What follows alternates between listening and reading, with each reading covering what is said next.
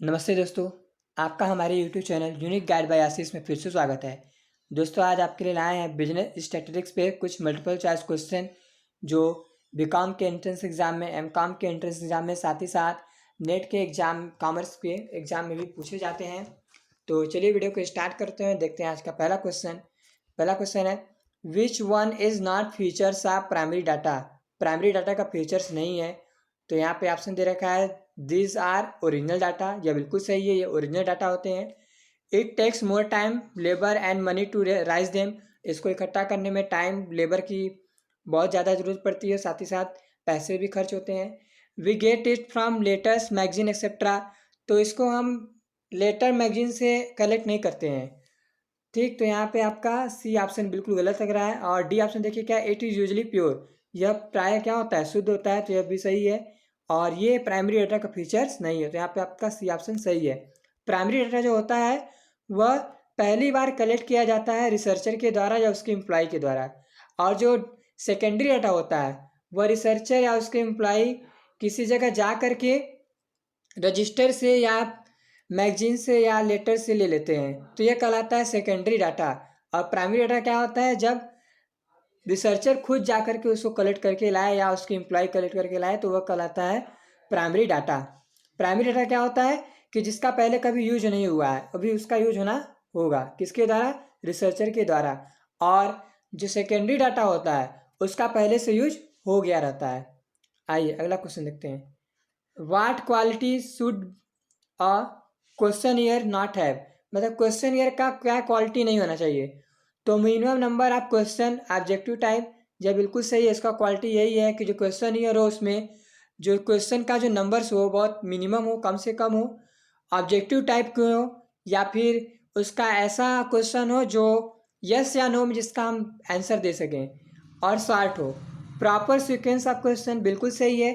जो क्वेश्चन पूछे जाए क्वेश्चन ईयर में वह सीक्वेंस में हो, मतलब एक के बाद एक हो। आगे देखिए, complex word and personal information. यह बिल्कुल गलत है। क्वेश्चन ईयर में कॉम्प्लेक्स वर्ड का यूज नहीं करना चाहिए, सिंपल वर्ड का यूज करना चाहिए।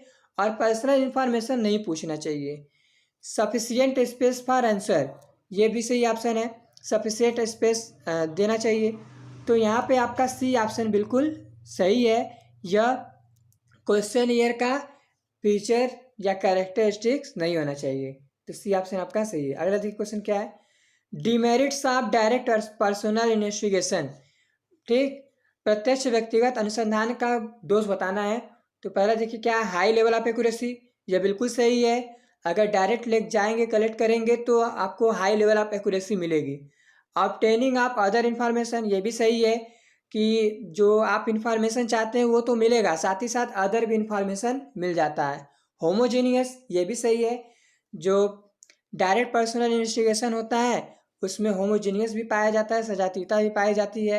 और पर्सनल बायस।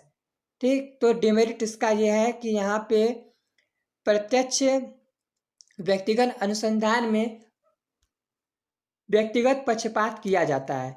जैसे क्या है कि जो इन्वेस्टिगेटर्स के जो एम्प्लॉय हैं वो गए सैंपल कलेक्ट करने के लिए, तो वो हो सकता है कि केवल मान के चलते हैं कि यह देखना है कि उस एरिया में कितने लोगों का इनकम कितना है। तो वो क्या करेंगे, एवरेज निकालने के लिए। तो हो सकता है कि केवल रिचेज पर्सन के पास जाएं और पुअर पर्सन के साथ पास ना जाएं। तो यहाँ पे क्या होगा कि पक्षपात हो जाएगा। तो यहाँ पे डी ऑप्शन सही है, पर्सनल बायस। आइए अगला देखते हैं क्वेश्चन क्या है, there are types of data depending on the characteristics या फीचर। तो विशेषता के आधार पर डाटा को कितने भागों में बांटा गया है। तो ऑप्शन दिया है क्वालिटेटिव और क्वांटिटेटिव। तो ये दोनों ऑप्शन सही है, ए और बी, क्वालिटेटिव डाटा और क्वांटिटेटिव डाटा।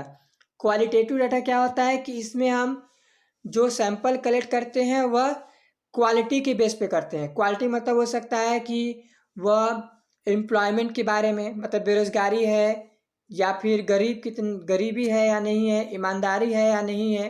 तो ये सब क्या कहलाएगा, क्वालिटेटिव डाटा। और क्वांटिटेटिव डाटा में क्या करेंगे कि हम डाटा जो कलेक्ट करेंगे वह नंबर्स में, डिजिट में आएंगे। जैसे क्या है कि इनकम जाएंगे पूछने तो इनकम लोग क्या देंगे, डिजिट में देंगे। ठीक, उनका वेट कितना है तो वो भी क्या करेंगे, किलोग्राम में देंगे, केजी में देंगे। उनका हाइट पूछा जाएगा तो लेंथ में देंगे। तो यह क्या है, क्वांटिटेटिव डाटा। तो दो तरीके के डाटा होते हैं फीचर्स के बेस पे, एक क्वालिटेटिव एक क्वांटिटेटिव। तो ए और बी ऑप्शन सही है। अगला देखिए क्या है, what precaution should be taken when using secondary data.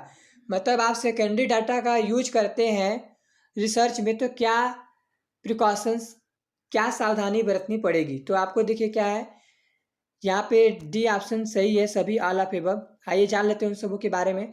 Ability of previous researcher, मतलब जो पिछले के जो शोधकर्ता थे उसकी क्या योग्यता थी, उसको ध्यान में रखना पड़ेगा। Method of collection of data, उस रिसर्चर ने किस तरीके से डाटा को कलेक्ट किया है, वह प्राइमरी डाटा लिया है या सेकेंडरी डाटा लिया है, तो उसमें भी कई तरह के मेथड्स हैं।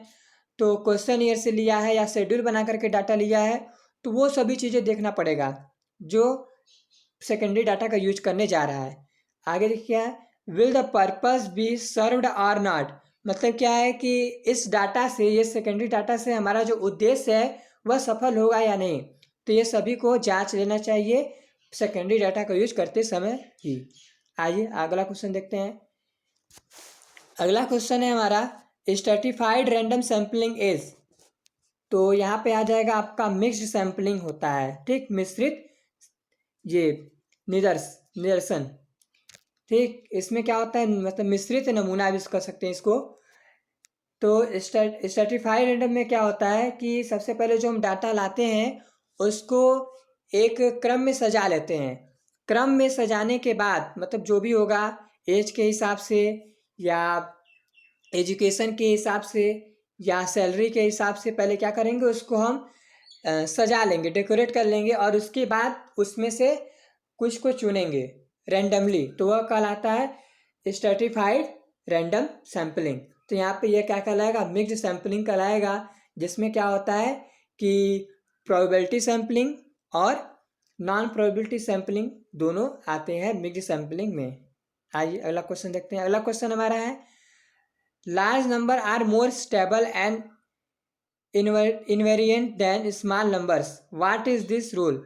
मतलब क्या होते हैं कि बड़े बृहत संख्याएं स्थिर व अपरिवर्तनशील होती हैं छोटे संख्याओं की अपेक्षा। तो यह कौन सा रूल है, तो यह रूल है law of inertia of large number, मतलब महांग जड़ता का नियम।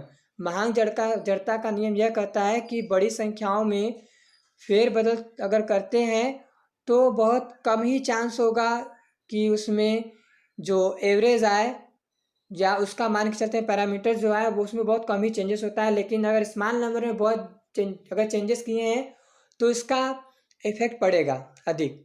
तो ये law of inertia of large number है, इसमें क्या होता है कि महांग जड़ता नियम यह बताता है कि बड़ी संख्याओं में परिवर्तन करने पर उसमें बहुत कम ही चांस रहता है कि उसमें परिवर्तन हो, वह हमेशा स्थिर रहते हैं।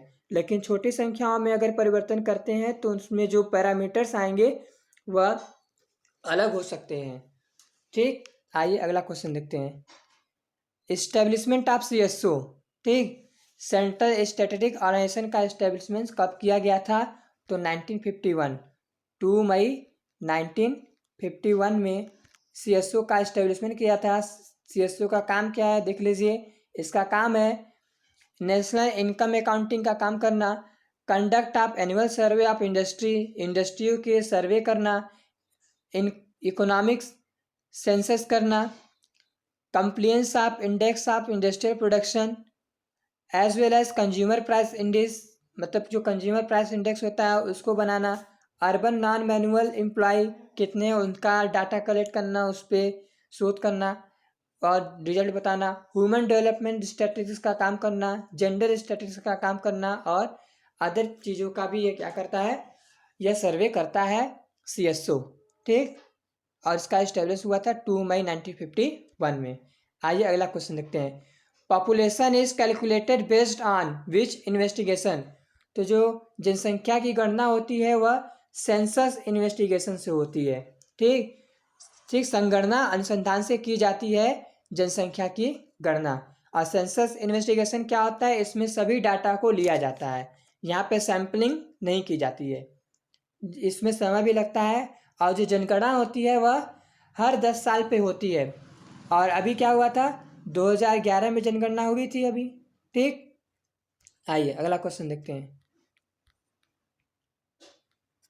अगला क्वेश्चन है unstructured interview quality is no definitive questions, definitive question no definitive question year, definitive question year, no hesitation. तो यहाँ पे आपका ए एंड सी ऑप्शन सही है, मतलब डी ऑप्शन सही है। दो तरीके के इंटरव्यू होते हैं, एक होता है अनस्ट्रक्चर्ड होता है और एक होता है स्ट्रक्चर्ड।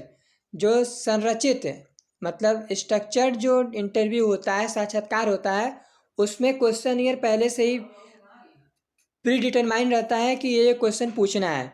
और अनस्ट्रक्चर्ड जो होता है, असंरचित साक्षात्कार होता है, जो उसमें जो क्वेश्चन ईयर्स होते हैं वह डिफाइन नहीं रहते हैं। ठीक, कोई भी क्वेश्चन पूछ सकते हैं। और इसमें जो अनस्ट्रक्चर्ड इंटरव्यू है उसमें जो इंटरव्यू देने वाला होता है या इंटरव्यू लेने वाला, दोनों में कोई हेजिटेशन नहीं रहता है। तो यहाँ पे आपका जो नो डिफिनेटिव क्वेश्चन ईयर्स और नो हेजिटेशन, ये दोनों ऑप्शन, ये क्वालिटी है इसका, तो इसलिए डी ऑप्शन सही है। तो ये था हमारा आज का वीडियो। कैसा लगा स्टैटिस्टिक्स पे वीडियो आपको कमेंट में ज़रूर बताइएगा। आपको कोई दिक्कत हो तो कमेंट में पूछ सकते हैं। और आपको वीडियो अच्छा लगा हो तो इसको लाइक करिए, लोगों के साथ शेयर करिए, तथा हमारे चैनल को भी सब्सक्राइब कर लीजिए, जिससे आपको वीडियो का नोटिफिकेशन मिलता रहे। आपका वीडियो देखने के लिए बहुत बहुत धन्यवाद। Thank you.